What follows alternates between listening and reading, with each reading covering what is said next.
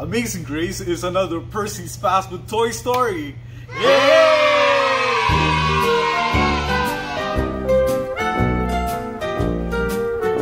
Hello, what's up guys? My name is Percy and I'm the Guinness World Record holder for the largest collection of fast food toys.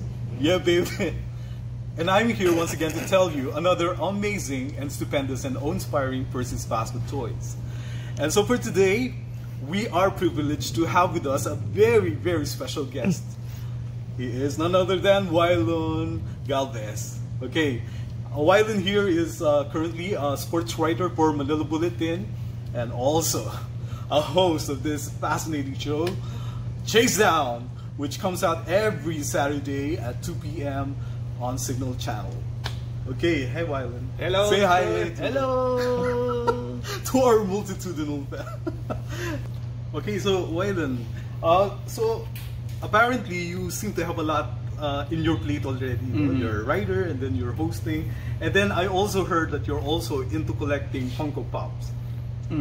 Actually, hindi lang Funko Pop eh. Nag-start ako mag-collect ng toys nung lumabas yung Avengers, yung Marvel Avengers.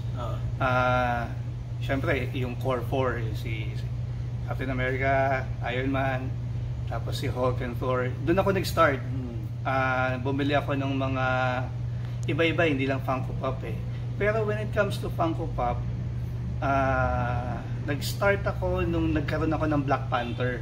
So, I was able to purchase mga, siguro, nag-start ako 5 Funko Pops, then iba-ibang lines ng Black Panther.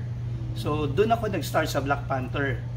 Until may nag-encourage sa akin, ang tawag nga doon, bad influence. Pero okay na din kasi isa sa office mate ko, si Otep Antipolo, siya yung nag-encourage sa akin na mag-Funko Pop ako. Nung una, hesitant ako, ayoko kasi nung una parang hindi ako impressed dun sa makeup ng toy. Na parang ganun lang, hindi mo nagagalaw. So, pero eventually, Funko Pop na rin ako nung bumili ako ng ito, Jollibee. Si Jollibee. Doon ako nag-start. So, madami na akong Funko Pop niyan. Pero yung Black Panther.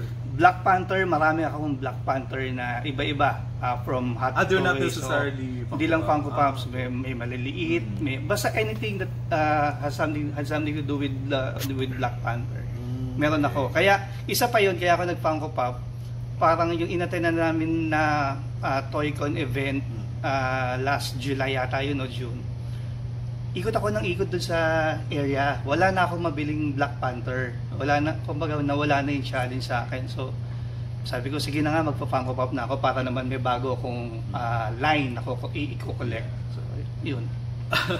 And then you also mentioned si Otep as being the bad influence. Oo, bad influence talaga yan. Actually, sa akin din bad influence. Sobrang bad influence yan. Pero ako naman, I also bit into the collecting of Funko Pops kasi they started producing also yung mga fast food icons, which is also part of my collection. Kaya nag-start na rin ako. Oh, yeah. And then I understand that you're bringing some of your collection. Okay, so we have yung Jollibee. Ito. Hard to find. Black. Kasi nabili lang to during yung Toy-Con convention sa Mall of Asia. So parang pinilahan to eh. Oo, tama. Parang hundreds or thousands line up for this exclusive toy. Ito naman talagang very exclusive na. Dati to mabibili lang to, I think SRP ang presyo nito eh. 800, parang ganon. Pero although sports writer ako, gusto ko nang bumili nito. Dati pa lang. Pero hesitant nga ako dahil hindi ako into Funko Pop. Mas okay akong bumili ng siguro yung action figure na Pacquiao na talagang magagalaw mo siya. Pero hindi namin na-imagine ng mga kasama ko sports writers natataas yung value nito.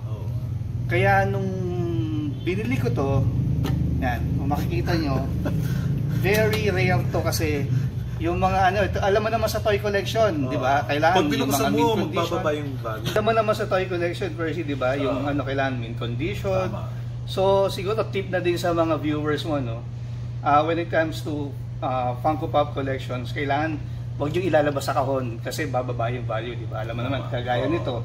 Kaya, may tawag doon, di ba? Parang never before OOB, out of box, and OOB never open box. Okay.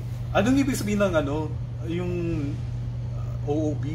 Oo, sa Funko Pop collectors, meron sinasabing OOB which is out of box, saka yung NOOB, never out of box. So, alam mo na, syempre, pagka tinanggal mo sa box, bababa yung value, dinideclare naman ng mga gustong magbenta na OOB yun.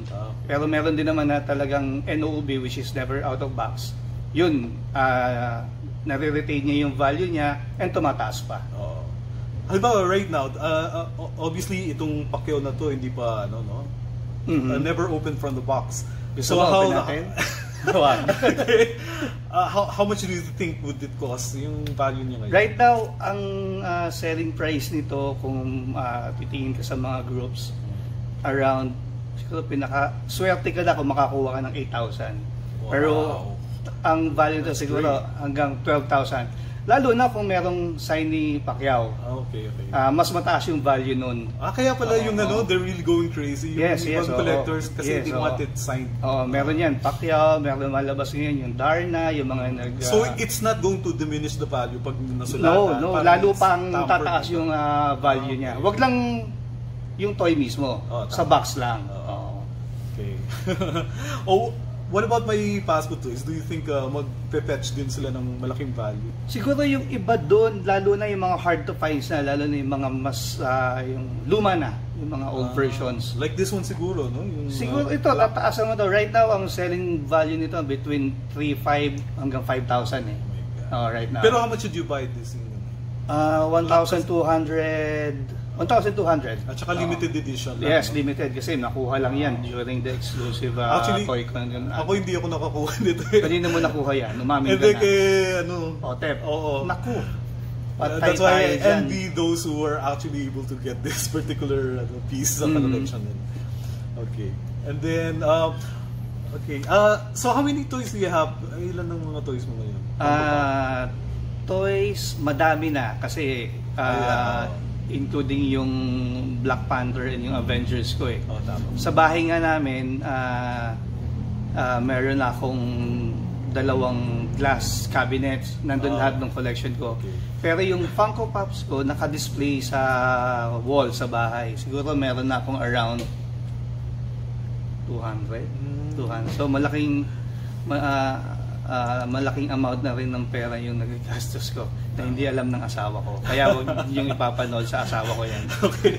At saka, I noticed na may special box ka for your Funko Pops. Yeah, for matibay added ito eh. protection. Maski ibagsak mo to, hindi na babasag to. Hindi kasi, para ano to, for extra protection. Although may box na para dun sa toy, pero syempre ang iniingatan mo rin yung box mismo to preserve yung mint condition niya, yung sinasabing mint.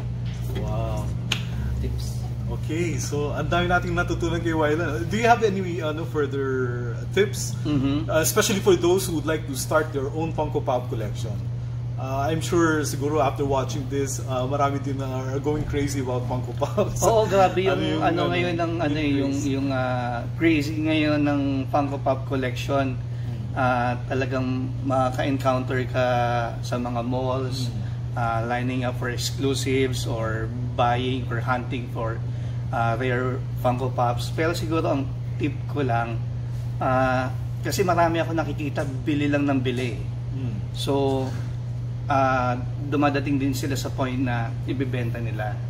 Kasi ako, kung halimbawa ikaw collector ka, ako collector ako, hindi tayo katulad ng kaibigan natin si Otep Antipolo na bumibili para ibenta. Hindi, joke lang yun ha. Pero kasi collector eh, katulad mo eh. Kung ano lang yung gusto nyo na bilhin. Yung pwedeng mag-last, no? Yeah, na tingin nyo na para sa inyo eh valuable, na gusto nyo talaga siya. Kaya ako napili ko yung Black Panther. Nag-stick lang ako doon. Na like yung Avengers, diba? Kung yun lang, yun lang. Kaya when it comes to Funko Pops, kung ano lang yung gusto kong line. Hindi ako bumibili, hindi ako lumalabas sa line ko. Pili lang kayo ng line. Marami naman ng Funko Pops, maraming line na cartoons or gusto mo ng movies, gusto mo ng horror or sports. Ako sports ako pero pili lang din. Eh, ang line ko, horror, badass, or thriller, or suspense na mga ganyan. Doon lang ako, hindi na ako lumalabas doon. So, nakaka-save kayo ng pera, hindi yung bili lang ng bili. Diba? Especially kahit yung mga SRP ngayon, mahal na rin, di ba? Right now, $595. Yeah, oo. Kaya nga. So be wise also. Yes, that's the right word. Be wise in buying Funko Pops or any toy na gusto nyo i-collect. Yeah, okay. So that's it, guys. Thank you so much for tuning in to Percy's Fast Food Toys, and I hope to see you again with our next one. So thank you. Thank you.